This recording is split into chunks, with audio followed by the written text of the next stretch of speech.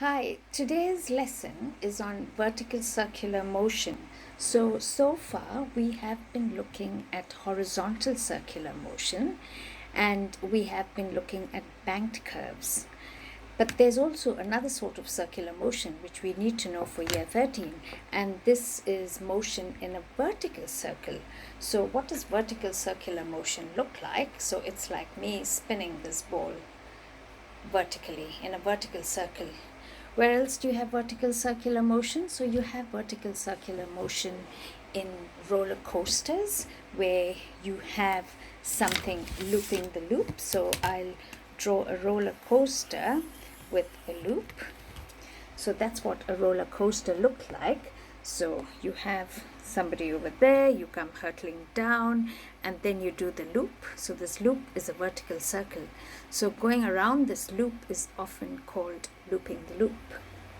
Okay, so another really interesting experiment I do with my classes, and I'll do that when I'm in class the next day, is take a bucket of water with water and you swing it in a vertical circle over your head. You will find that if you swing it fast enough, the water will not fall down even when it's on top of your head. However, if you stop swinging it while it's on top of your head, you will get very wet. So why does this happen?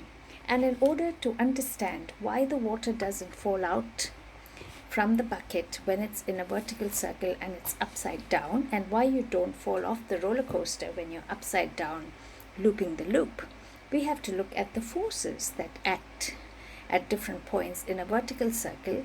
And the most two important points that you need for year 13 are the top of the circle and the bottom of the circle. So if you look at the bottom of the circle, you always need an unbalanced centripetal force pointing towards the center. So at the bottom of the circle, you have your weight force acting down. The size of this gravity force or weight force does not change whether you're at the top or the bottom of the circle. And you see the bigger arrow pointing upwards at the bottom. That is your reaction force or your tension force if it's a string. And at the top of the circle, you have both the arrows pointing down because they're pointing towards the center of the circle. So gravity always acts downwards. But when you're upwards in a vertical circle, the reaction force is also downwards. So if you're looking at how do you get the centripetal force at the top and bottom of the circle, it's a bit different. So the centripetal force at the top of the circle, because both the arrows are pointing downwards, you have to add them both. So it's mg, which is your gravity force, plus your reaction, if it's a roller coaster, or your tension force, if it's a ball on a string. The bottom of the circle, because the arrows are in opposite directions, you've got to subtract these vectors.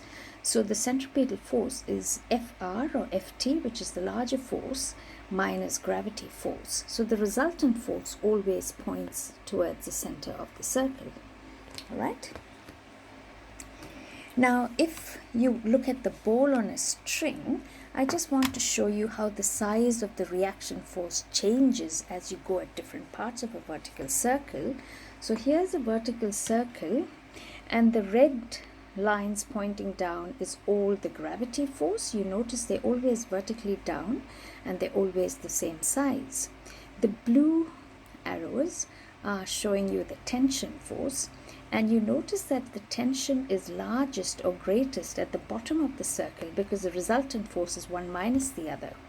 Whereas at the top of as you gradually make your way up to the top of the circle, the size of the tension force decreases. And it can decrease to a zero as well when there's hardly no tension. When there is no tension or when there is no reaction, if it's a roller coaster, what happens is you feel weightless. Now, the feeling of weight is actually a reaction force. So the bigger the reaction force, the heavier you feel. So when you're at the bottom of a loop in a roller coaster, you notice the size of the reaction or tension is really large. So you feel heavier than you usually do. And at the top of the circle, that's where you feel weightless. Okay, so the feeling of weight is a feeling, okay? It all depends on the size of the reaction force. All right, and then I'm going to talk to you about one other thing. So when you have a vertical circle, and in order for the bucket, for the water not to fall off the bucket when it's at the top of your head and it's upside down, it all depends on what is it that's providing centripetal force. So at the top of the circle, you notice that the reaction force can get less and less and less. It can eventually become zero.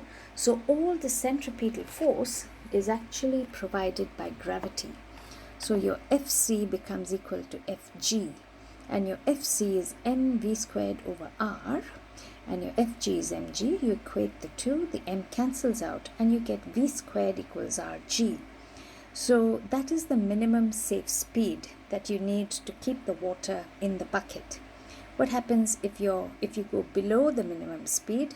If you go below that minimum speed, the amount of centripetal force needed is less.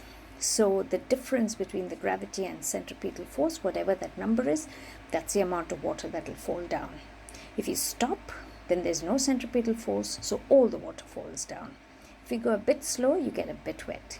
If you go really fast, you don't get wet at all in a vertical circle.